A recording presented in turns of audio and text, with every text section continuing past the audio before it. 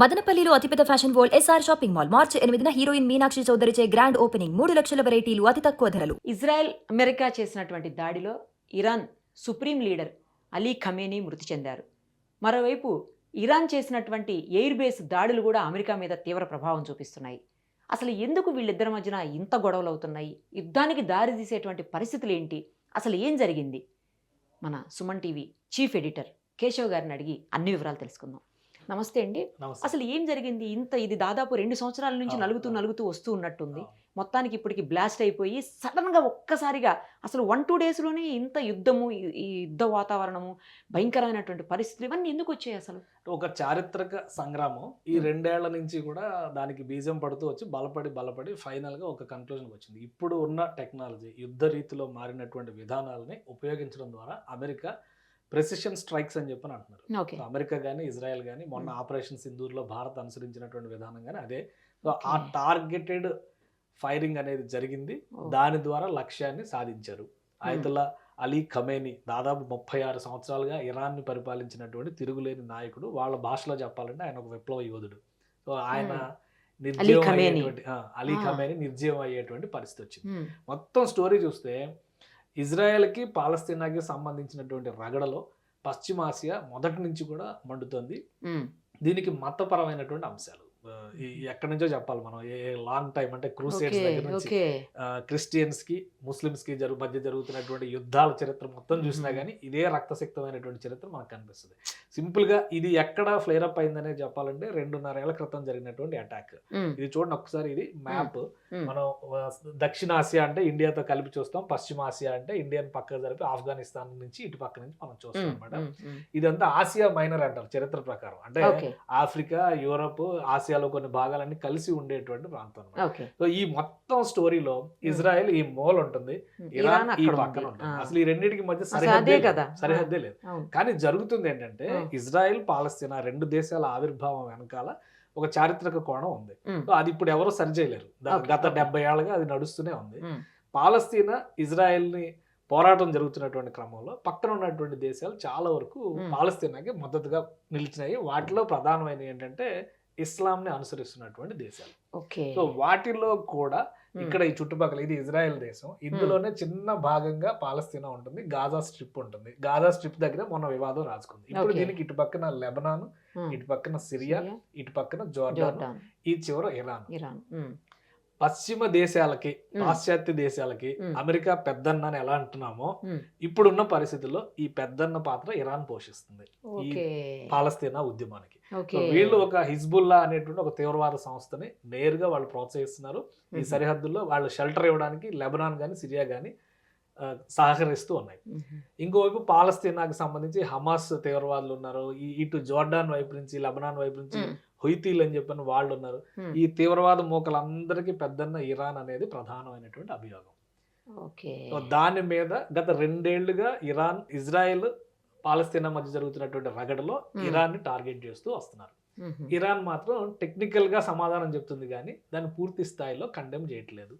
దీనికి తోడు ఈ మధ్య కాలంలో వచ్చినటువంటి కొత్త అంశం, డొనాల్డ్ ట్రంప్ పదే చేస్తున్నటువంటి ఆరోపణ ఏంటంటే అటమిక్ పవర్ గా మారేటువంటి ప్రయత్నాలు చేస్తుంది. సీక్రెట్ అండర్ కవర్ లో ఈ న్యూక్లియర్ టెస్ట్లు చేయడానికి ఇరాన్ సన్నద్ధం అవుతుంది. దానికి ఇటు పాకిస్తాన్ నుంచి, అటు చైనా నుంచి కూడా మద్దతు ఉంది అనేటువంటి అభిప్రాయం. చైనా ఇక్కడ ఉంటుంది అనమాట. సో ఈ మద్దతు ఉంది అనేటువంటి అభిప్రాయం. ఇటు చైనా ఇక్కడ గనక ఈ చైనా పాకిస్తాన్ ఎకనామిక్ కారిడార్ అన్నారు కదా, ఇది వస్తే కనుక ఇరాన్ కి డైరెక్ట్ లింక్ అవుతుంది. ఇక్కడ ఈ అంశాలన్నీ జియోగ్రాఫికల్ గా రాబోతున్నటువంటి మార్పులన్నీ దృష్టిలో పెట్టుకుని అమెరికా చాలా స్ట్రాంగ్ గా దీన్ని వ్యతిరేకిస్తూ వస్తుంది. అందుకే ఇరాన్ కి వ్యతిరేకం అందుకే అయింది. ప్రత్యక్షంగా ఏమి లేదు.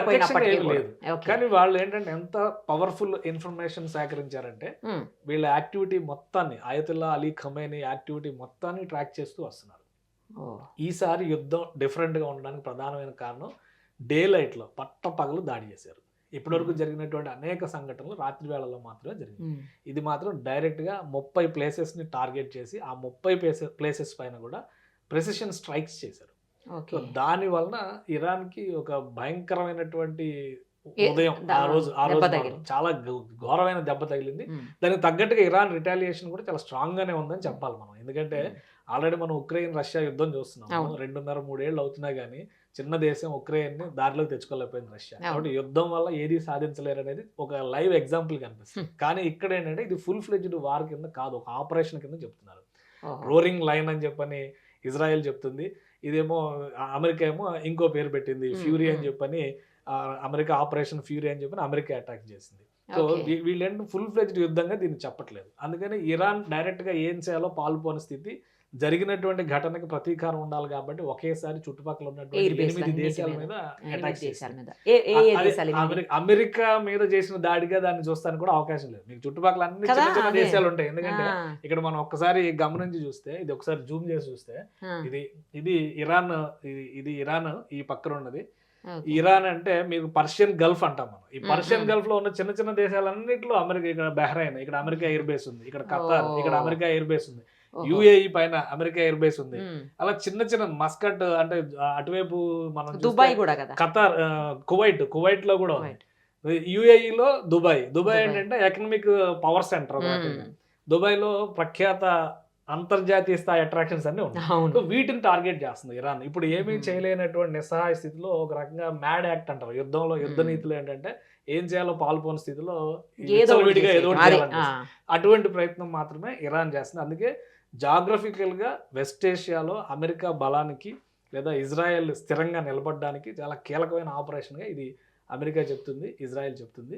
ఇరాన్కు మాత్రం ఒక బలమైన దెబ్బ.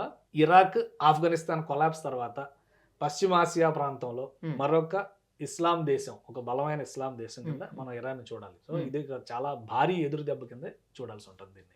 సో ఇంకా ఫ్యూచర్ లో ఏం జరుగుతుందో చెప్పలేదు. ఇంకోటి ఏంటంటే మీరు ఇంకొక విషయం అబ్జర్వ్ చేస్తే, గత 5-6 నెలలుగా ఇరాన్ లో ఒక ఉద్యమం నడుస్తుంది, ఇంటర్నల్ జెన్జీ మూవ్మెంట్ అని చెప్పని జరుగుతుంది. అసలు అయతుల్లా అలీ ఖుమైనీని ఆయన దింపేయాలి పదవి, ఇంటర్నల్ గా జరుగుతుంది. దాని వెనక కూడా పాశ్చాత్య శక్తులు ఉన్నాయి అనేటువంటి విమర్శ. ఓకే, ఒకవేళ ప్రభుత్వం పడిపోయి ఉంటే పరిస్థితులు వేరేగా ఉన్నాయి. సో ఇంత అటాక్ చేసేవాళ్ళు కాదేమో, ఉండేది కాదు. సో అంత పాసిబుల్ ఇది రాలేదు కాబట్టి ఇప్పుడు బయట శక్తుల ప్రవేశం అనేది అనివార్యమైంది. ఖమేనీని తప్పించకపోతే ఇరాన్ నాయకత్వాన్ని బలహీనపరచలేరు. ప్లస్ అక్కడ జరుగుతున్నటువంటి వేగవంతమైనటువంటి ఇస్లామికీకరణ, ఇప్పుడు మిగతా దేశాల కంటే కూడా అదే బలమైనటువంటి ఇస్లాం ప్రవచనాలు, ఇస్లాం ప్రచారంలో బలంగా ఉందనేటువంటి విమర్శ అమెరికా పదే పదే చేస్తుంది. సో ప్రజలకు ఫ్రీడమ్ ఇవ్వాలంటే కనుక లోకల్ ప్రజలు చాలా మంది ఇప్పుడు చాలా సంతోషిస్తున్నారు. ప్రజలు ఖమేనీని చంపేయడం అనేది కూడా అమెరికా చెప్తున్నటువంటి వర్షన్, ఇరాన్ చెప్తున్నటువంటి వర్షన్ వేరే ఉంటుంది. అందుకని ఇది ఒక ఇంటర్నల్ వార్. గతంలో జరిగినాయి కూడా. ఇప్పుడు 1978-79లో ఇరాన్లో ఇస్లామిక్ మూవ్మెంట్ వచ్చి అప్పుడు ఉన్నటువంటి ప్రభుత్వాన్ని పడేయక ముందర వరకు ఇరాన్ చాలా ప్రోగ్రెసివ్ నేషన్ గా కనబడేది. మళ్ళీ దాన్ని ఒక ఛాందసవాద దేశంగా మార్చారు ఈ ఖమేనీస్ మూవ్మెంట్ తో అని చెప్పనేటువంటి విమర్శ, మతవాద దేశంగా మార్చారు అనేటువంటి విమర్శ ఉంది. వాటన్నిటికీ ఒక కన్క్లూజన్ ఇస్తున్నట్టుగా అమెరికా చెప్తుంది. ప్రజాస్వామ్యాన్ని పునరుద్ధరించేటువంటి ప్రయత్నంగా దీన్ని చెప్తున్నారు. ఇజ్రాయెల్ ఏంటంటే తనకున్నటువంటి శత్రుశేషాన్ని మిగిల్చే, ఇప్పుడు హిజ్బుల్లా అనేది ఒక బలమైనటువంటి తీవ్రవాద సంస్థ. హమాస్ తర్వాత హిజ్బుల్లా యాక్టివిటీని ఎక్కువగా ఉంది.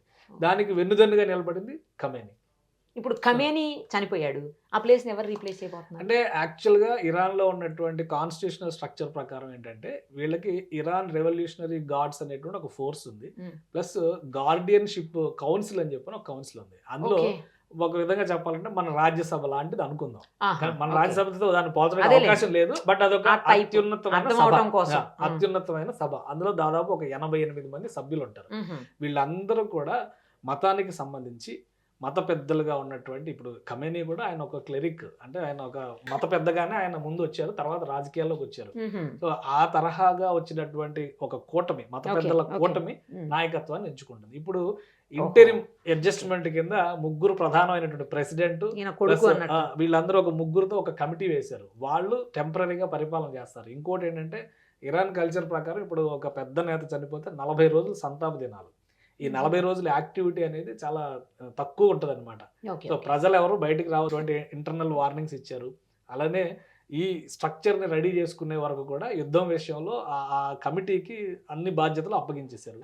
సో వాళ్ళు ఏ విధంగా రిటాలియేట్ చేస్తారు, సరెండర్ అవుతారా లేదా ఇంకా గట్టిగా కొనసాగేటువంటి అవకాశం ఉంటుందనే దాని మీద ఇరాన్ భవిష్యత్తు కూడా ఆధారపడింది.